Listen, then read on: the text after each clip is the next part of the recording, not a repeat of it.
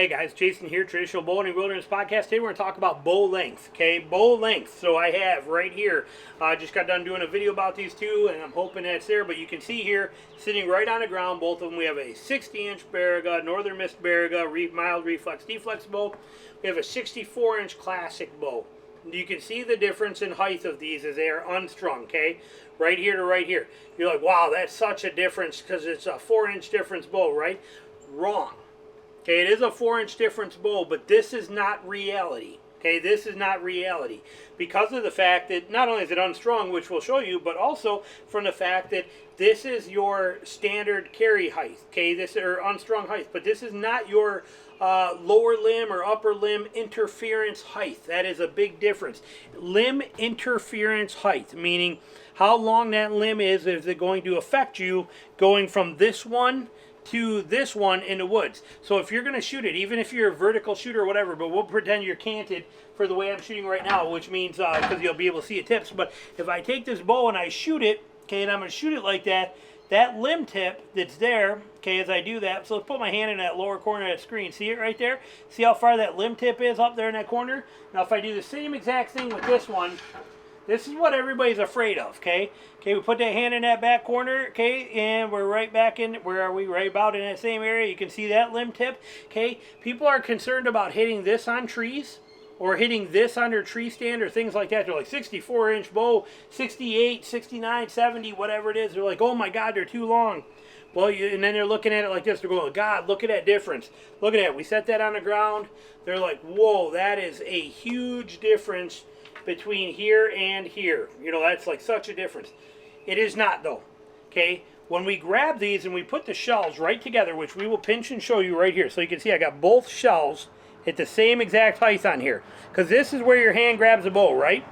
So anything above this hand, where your hand is going to affect your upper limb. Anything below is going to affect your bottom limb.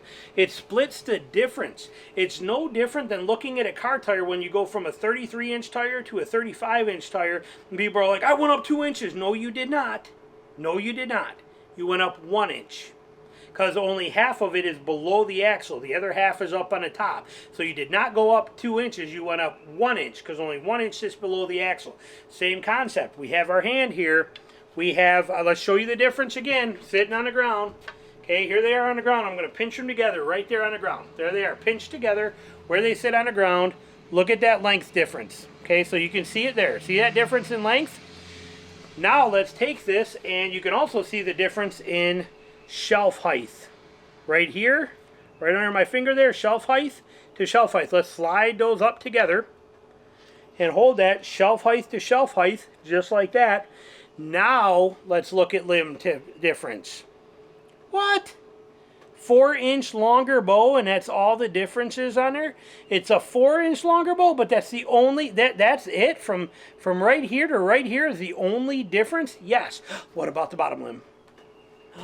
4-inch different bow. There we go, bottom limb. That's it. 4 inches of difference in length. Results in 2 inches on each end. That's what it results to. What about when they're strung? Let's string them up. So, this one here, for those of you that are wondering, this is my first classic bow I ever got from Steve. I just did either before or after this, I will be publishing a video on these two bows. But this is my classic model from Steve. The string where it goes. Yes, I still use a stringer. Yes, I even make my own stringers. I built this one. This is the first stringer I ever made.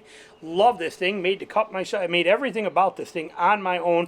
Love it. And I built it because they no longer make good stringers anymore. And I like using a stringer. It is simple, it is effective, and I like a stringer. So there it is, right there like that, with that strung. Okay, we now have it strung. We're going to string the other one. Now this one, we are using what I used to use as a stringer, which was a tillering stringer. They make these now, but they don't make them as good. They're real heavy cupped, but this was you could see how thick that leather was. These were good quality, super thick tillering cups. They don't make them anymore, and I'd always cut this one down to get it to fit. Again, just not made no more. Definitely kind of a bummer, but I'm a huge fan of stringers. Okay, they just work and are easy. So now we have these two bows strung. Let's set them up again. Let's put them here. Let's look at them. Rest them right on the ground, right next to each other, right here like that. Look at the height difference. Okay, not crazy. Let's put them right next to each other. right there, and keep those risers together. Look at the height difference. Okay, as we bring those risers in right there. That's sitting on the ground, okay? And it's still not a big deal. It's a 4-inch difference bow, but not a big deal. But now, because as you can see where they are on the ground, I'm holding them, there's where the risers are. Let's bump the risers, or the shelves up to exactly the same, so the risers are perfect. As you can see, perfect spot there. Let's squeeze them together, hold on. We'll keep them together, you can see, together. Now let's look at the bow tip length. What? Really? 4-inch difference bow, and people think that this is going to make a difference for them when they're shooting. Oh, I could never shoot a bow that long. Oh, that would be so hard to shoot out of a tree stand. Oh, that's going to be so tough. Still holding perfectly there. Switch hands. Let's go look at the bottom limbs. Same thing. Okay, so don't be lost in that. What are the advantages to a longer bow? Here they are side by side, but what advantages here? Less finger pinch, more forgiving, quieter, smoother, better draw stroke. Everything about it has got a lot of advantages that you are going to feel. These are still amazing, and I'm not taking anything away from it. But there is a reason that I had 2 of these, and then I went from a 62-inch Robertson bow to 2 of these in 60-inch, and then within 6 months after owning this, I bought one of these. I sold one of these I had already. I still keep one just because I like it, and it's a perfect, nice little backup bow that I can throw in the car, behind the seat, anywhere I want to. But realistically, the length, from a 60-inch, going from a 62 to a 60-inch, even at my short 26-inch draw, really about 25.5, but going from a 62 to a 60, I noticed it was not as good. Okay, it was a lot more finicky, a lot more string torquey, and a lot more finger pinchy, and a lot of things that I didn't like. Going from a 60 to a 64 was a dream. It was a dream. I'm talking like going down the most potholed road you could find in a a